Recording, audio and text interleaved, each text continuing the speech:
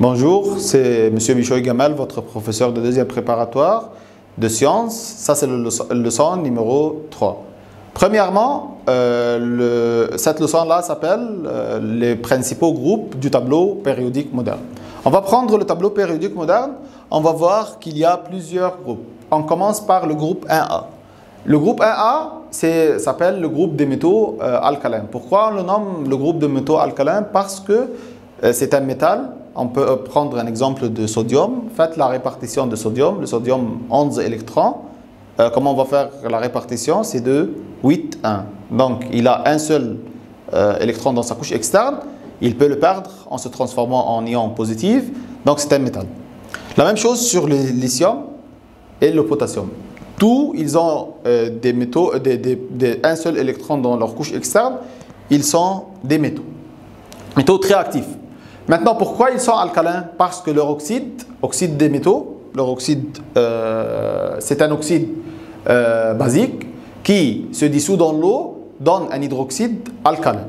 Donc, c'est un métaux alcalin.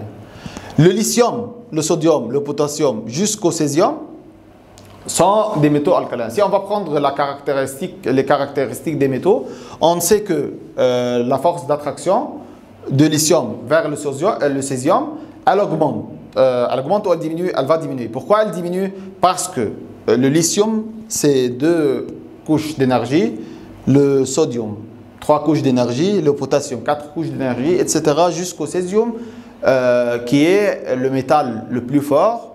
Il n'a pas de force d'attraction, son noyau n'a pas de force d'attraction sur les électrons de la couche externe, donc les électrons de la couche externe se dégagent facilement. Donc, il est le métal le plus fort. Le césium est le métal le plus fort. Bien. Et encore, il a la plus grande volume.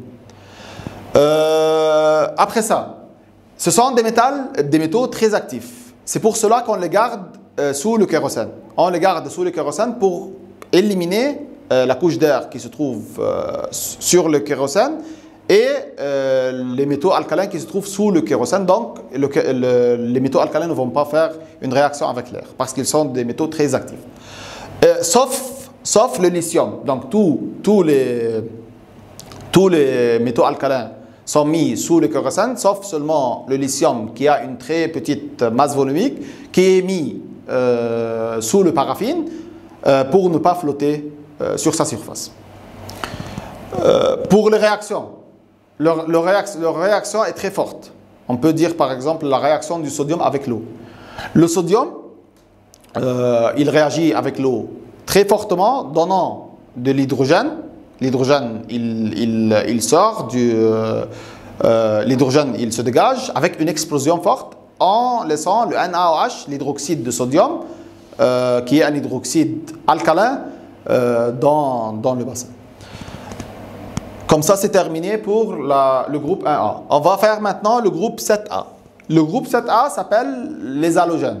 Les halogènes, encore, on peut dire l'exemple du chlore. Le chlore 17, la répartition électronique du chlore, c'est de 8, 7. Il y a combien d'électrons dans la couche externe? Il y a 7 électrons dans la couche externe. Il gagne 1 électron pour être saturé. Il gagne 1 électron pour être saturé.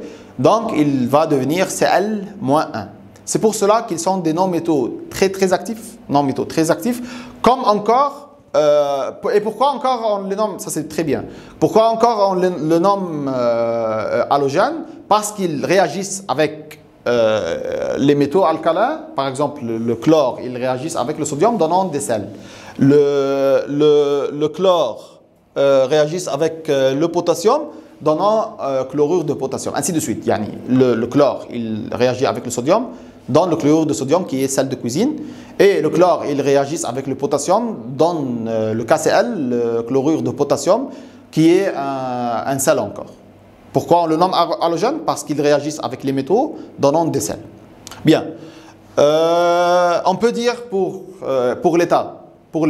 L'état, ici, l'état du fluor, et l'oxygène, on sait que l'oxygène est un gaz. Le fluor encore est un gaz. Donc on a les deux premiers sont gaz. Après ça, le brome est un liquide. C'est le seul non-métal liquide. Et l'iode, c'est solide. On commence par des gaz. Après ça, un liquide. Après ça, l'iode, c'est à l'état solide. Pour leurs propriétés, la propriété non métallique va augmenter du bas vers le haut. On commence par un non-métal. Ils sont tous des non-métaux actifs. Mais le plus actif, le non-métaux le plus actif, c'est le fluor. Donc, on commence par l'iode. L'iode, c'est pas très actif. Après ça, le brome, c'est un peu actif. Après ça, l'oxygène, c'est actif. Le fluor, c'est très actif. Le fluor est considéré le métal le plus actif. Le non-métal, pardon, le plus actif. Et encore, son électronégativité est égale à 4. C'est l'électronégativité la plus forte dans notre tableau périodique moderne. Maintenant, on sait que le fluor est plus actif que le chlore. Et le chlore est plus actif que le brome. Et le brome est plus actif que l'iode. Si on va faire une réaction avec un actif, avec quelqu'un qui est moins actif, l'actif, il va chasser le moins actif et va le substituer. Exemple, le chlore avec le bromure de calcium. Le bromure de calcium. Le chlore va chasser le brome et va rester à sa place. Donc le brome se dégage et le chlore reste à sa place. Donc ça va être chlorure de calcium plus brome. Un autre exemple. Le chlore, le NaCl par exemple, le sel de cuisine, chlorure de sodium, avec le brome. Qui est le plus actif, le brome ou le chlorure? On sait que le chlorure. Est-ce que le brome peut chasser le chlorure du chlorure de sodium ou il ne peut pas? Il ne peut pas parce que le brome est moins actif que le chlore. Maintenant, qui est le plus actif? Le fluor. Moins actif, chlore. Brome et iode. Le plus actif peut chasser le moins actif, tandis que le contraire n'est pas juste. Le moins actif ne peut pas chasser le plus actif. Ça, c'est pour les propriétés. Ah, encore, les propriétés du lithium et sodium, ils sont des métaux, donc ils ont un éclat métallique. Ils conduisent le courant électrique, comme tous les métaux. Ce sont des métaux actifs.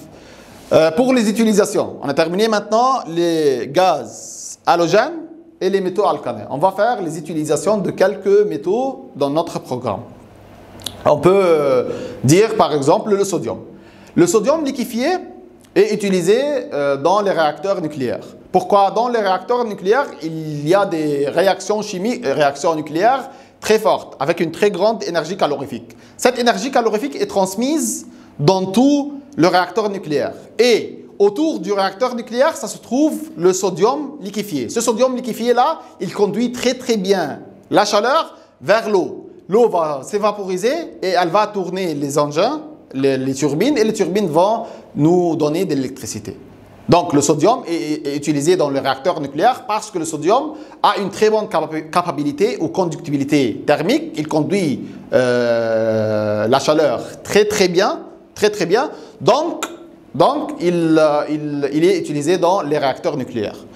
L'azote liquéfié. L'azote liquéfié a une très basse température de solidification qui est plus que moins 400. Il garde les cornets d'œil liquides dans des états très très difficiles. Donc il est utilisé pour conserver la cornée d'œil sous des conditions très très difficiles. Donc l'azote liquéfié, on l'utilise ici pour la conservation des cornets d'œil. On peut dire encore, on a terminé le sodium, on a terminé l'azote liquéfié, on peut dire le cobalt radioactif. Le cobalt radioactif, il est utilisé dans la conservation des aliments.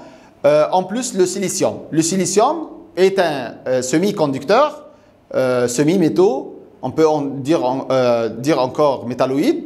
Il est utilisé dans les microchips des ordinateurs pour les industries technologiques. Merci pour votre attention.